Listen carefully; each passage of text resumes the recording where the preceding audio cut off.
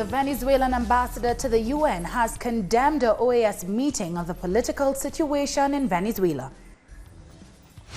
Protests are underway in the U.S. against expected immigration raids this weekend. And French police have violently dispersed undocumented migrants protesting for their rights. From the headquarters of Telesur English in Quito, Ecuador, this is From the South. I am Doris Polo. Speaking from the United Nations, Venezuela's ambassador to the UN, Samuel Moncada, says that a meeting which was held by the OAS on Venezuela, headed by Secretary General Luis Almagro, only seeks to sabotage the ongoing dialogue process carried out in Barbados between the government and the opposition. But the whole thing was a charade, it was a farce, because the only purpose of that press conference is to undermine, to preclude, to prevent, to sabotage the dialogue process that is ongoing right now in Barbados. There is a dialogue process that began in Norway, as you know,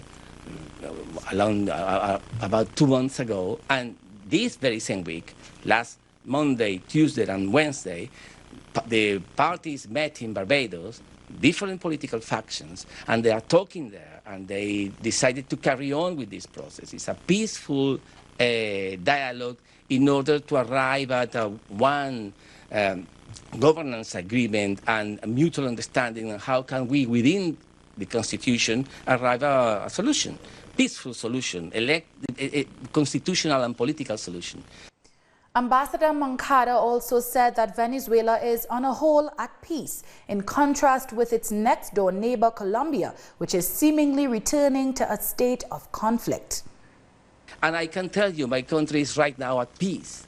There are no armed groups. There are no armed conflicts. There are no riots on the streets. I mean, the situation, the economic situation is difficult, but there is no war. But look at our neighbors. We have a neighbor on our western side, which is regaining the war path that they have kept for more than 70 years.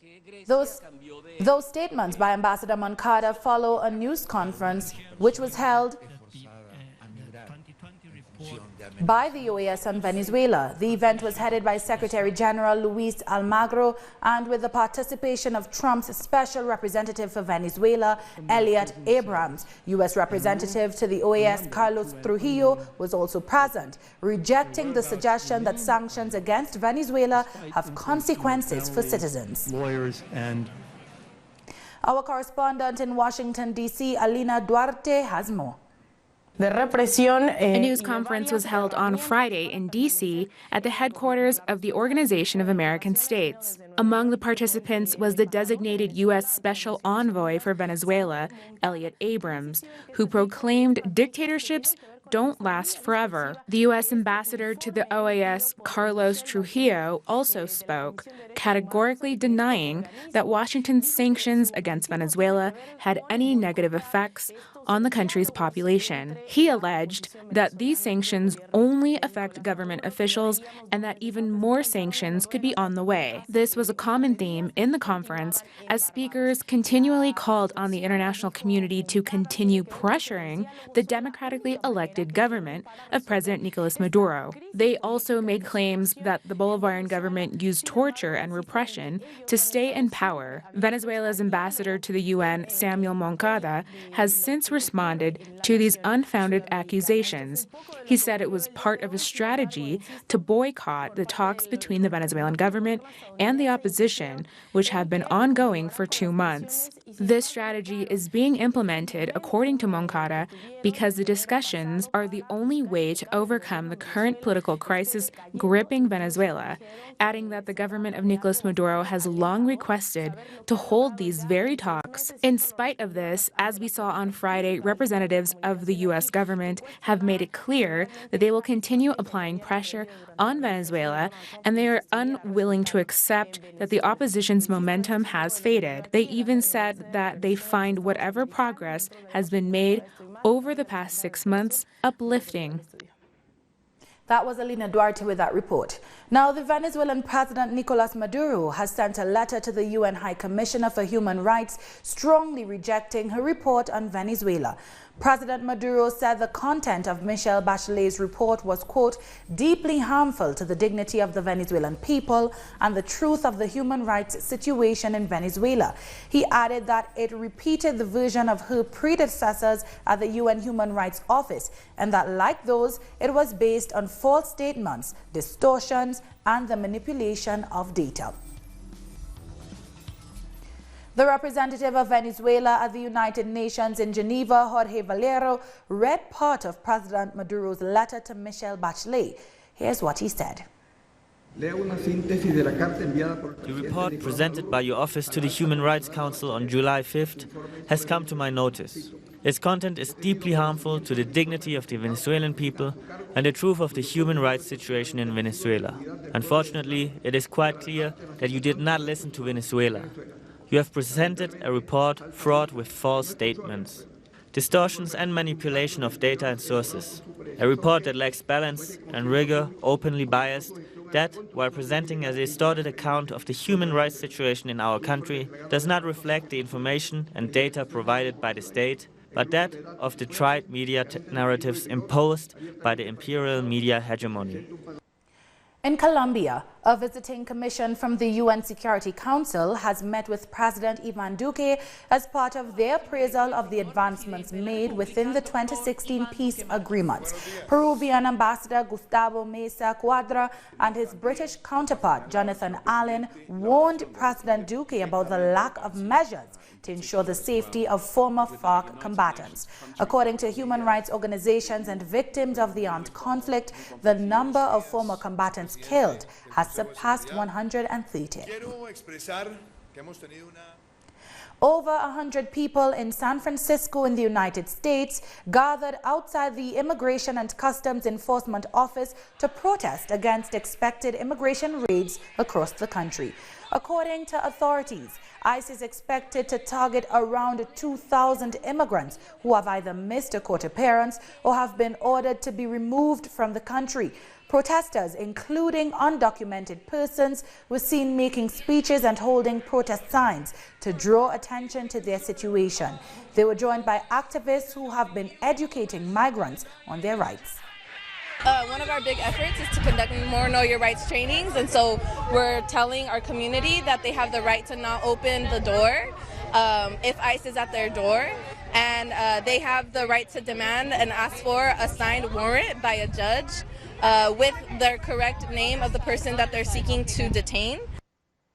People from across several communities in Guatemala are staging peaceful demonstrations near the Mexico-Guatemala border area to demand that U.S. troops leave their country. For the past 3 months, U.S. soldiers have been stationed in border areas to address migration. Under the slogan, Gringo Go Home, hundreds of people are taking to the streets in the department of Huehuetenango to demand U.S. troops leave the border area. We want to know what the Gringo troops are doing here on our territory. We don't want them here. Of course, we will be mobilizing to defend our territory. We do not want history to repeat itself. No to militarism and no to foreign troops in our territory. Guatemalans in Huehuetenango say they noticed the arrival of U.S. troops starting from June the 3rd. They are here under the pretext of doing humanitarian work. They came to our municipality with the objective of giving free medical appointments. The appointments took almost 7 days. Locals say they're worried because they've also seen unusual helicopter flights overhead. They feel their own natural resources are also in the sights of the U.S. troops. Helicopters are overflying daily, in the morning, in the afternoon, and midday. So what are they looking for? Are they actually here to provide humanitarian aid? They reject the presence of U.S. troops because they say this has a long imperialist background, as is evident in history. It's a strategy. In 1953, the CIA, just as we are seeing now, they started to manipulate people. But a day came where people felt the bombs, when they felt the coup d'etat. The representative of the governor of Huehuetenango told the people that the U.S. troops will be leaving the country by the end of July. We'll take a short break now. Join us again in a minute.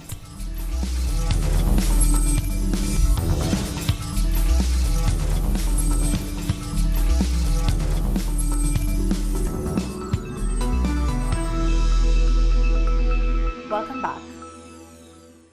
The third day of talks between Guyana's government and opposition on the selection of a new Elections Commission's chair came to an abrupt end after the two sides were unable to agree on the issues. So far, the government has rejected 5 of the opposition's proposed nominees, while 4 have been shortlisted and 2 are under active consideration. Both sides are trying to find a replacement to carry out the necessary early elections following a no-confidence vote that collapsed the government.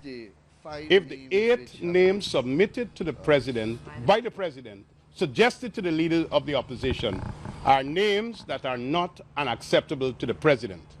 If these are names that are not unacceptable to the president, as a representative of the leader of the opposition, we have taken those names to the leader of the opposition.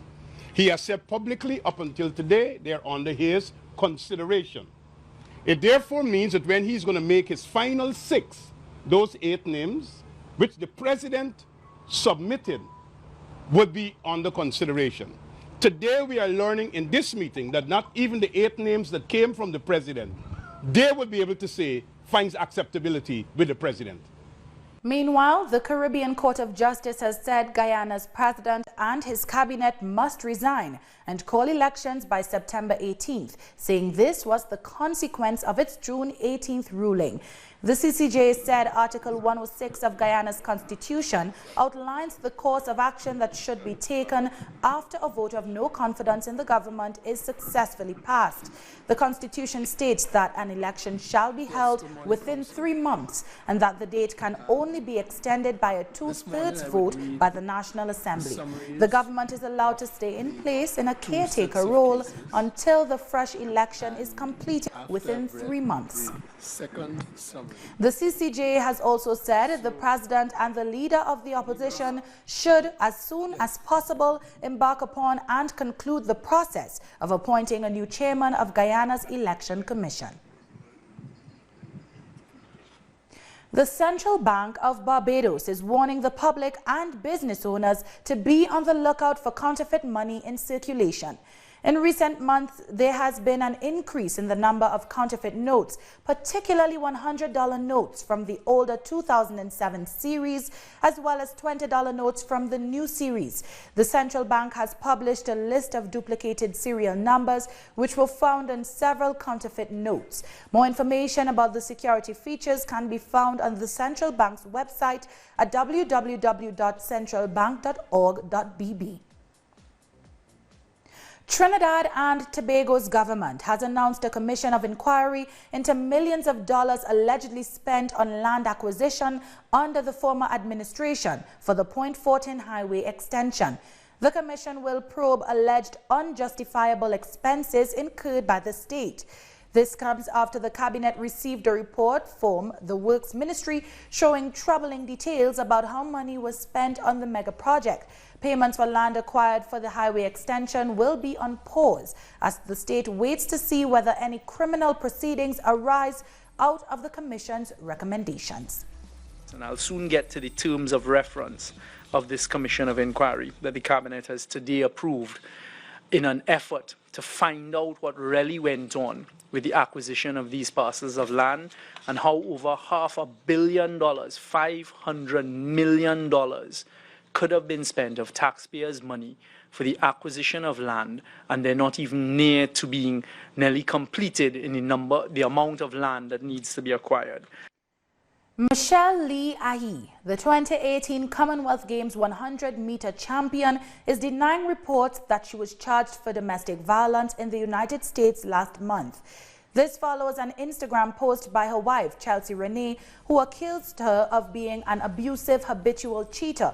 The post was accompanied by Ahi's photograph, which appears to be a mugshot. In response, the Trinidad and Tobago national and 2-time Olympian said the claims were false. She added that she was focused on representing her nation at track events that are ongoing in Europe. Antigua and Barbuda has countered Barbados' proposal regarding the sale of its shares in regional airline Liat. That's according to Prime Minister Gaston Brown, who did not disclose the details of the counter-offer. He was responding to reports that the deal had collapsed after a brief meeting with Barbados Prime Minister Mia Mottley. Reports said Prime Minister Mottley insisted that in order for Barbados to sell its 49.5% majority stake in the regional airline, Antigua and Barbuda would have to repay its almost $100 million loan commitments to the Caribbean Development Bank. More bodies have been found from a ship packed with migrants that sank off Tunisia's coast last week, bringing the death toll to 72. A warning to our viewers, the images you are about to see are quite disturbing. Reports reaching us state that only 4 survivors have been rescued. About 86 people are reported to have been on board en route to Europe from Libya. The coast of western Libya is one of the main departure points for African migrants hoping to reach Europe. The International Organization for Migration's Missing Migrants Project estimates over 600 migrants have died in the Mediterranean so far in 2019. The sailors are telling us about massive numbers of bodies that are still at sea. They could be in connection to other boats as well. There are 82 people missing and the number of bodies already recovered is around 70. The bodies could also be connected to boats that sunk, which we never heard about. The presidents of Rwanda, Uganda, and of the Democratic Republic of Congo arrived in Luanda, Angola for a summit on security and regional cooperation. Among the issues to be discussed are the increase in violence in the DRC and the closure of the Rwanda-Uganda border. The 4 heads of state are also scheduled to talk about the spread of Ebola in the region, which so far has claimed over 1,000 lives. In May, the presidents of Rwanda, Angola, and the DRC signed a tripartite agreement to strengthen cooperation in security with the objective of uprooting all non-state armed groups in the region. For the 21st consecutive Friday, crowds gathered in Algeria's capital demanding a change in the government. These protests come as the interim president remains in power despite the fact his mandate officially expired on Tuesday. Protesters marched with banners reading, "Our protest movement will continue," and "We want democracy and freedom." Elections needed to be held last week but were cancelled as only 2 candidates were set to run. Since then, no announcement has been made about a new date for the vote. In April, mass protests forced former President Abdelaziz Bouteflika to resign, but demonstrators have kept up the pressure. We'll take a short break now. Join us again after this.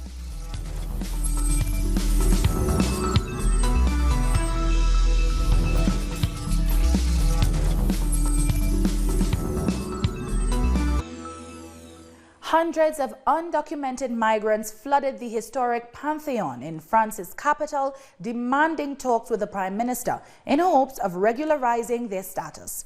While their protest was held peacefully, police eventually descended on the migrants to drive them out.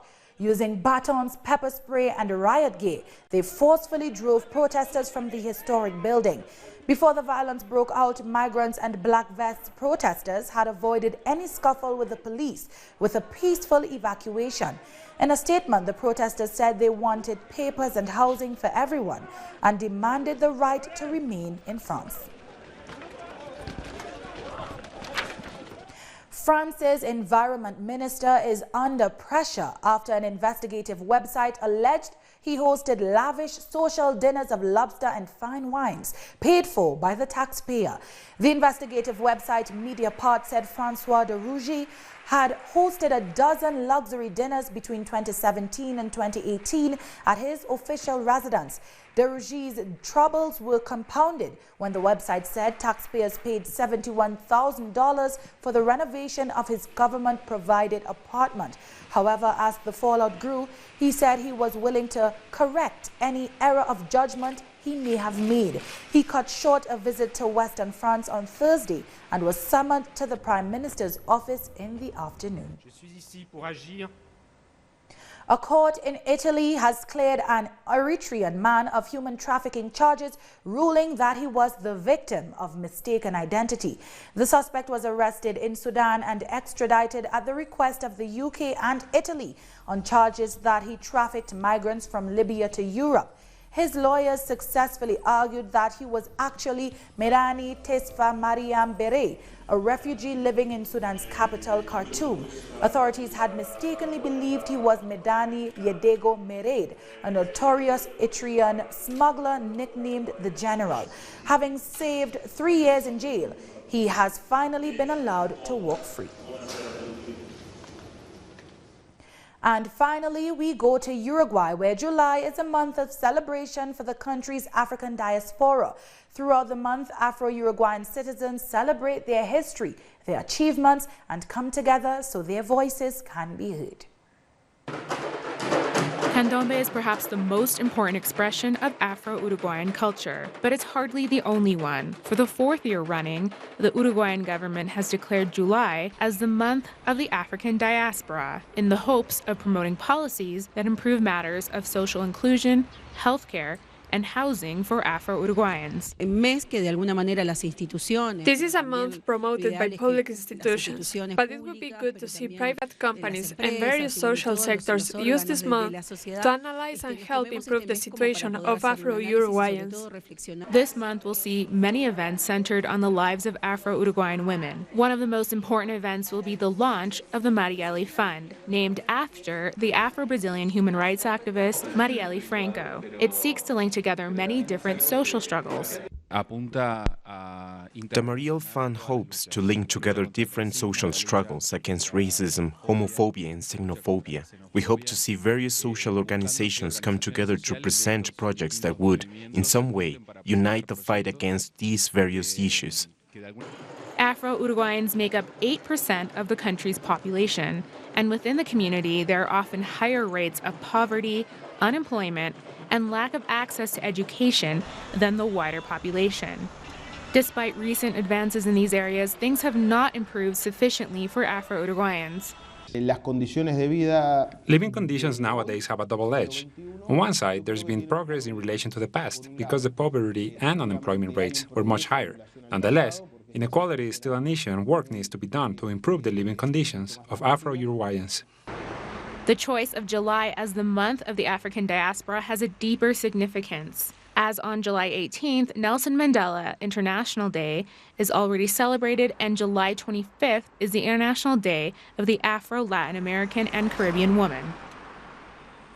That brings us to the end of this news brief. You can find these and many other stories on our website at telesurenglish.net. And join us on social media, Facebook, Twitter, and Instagram. For Telesur English, I'm Doris Polo. Thank you for watching.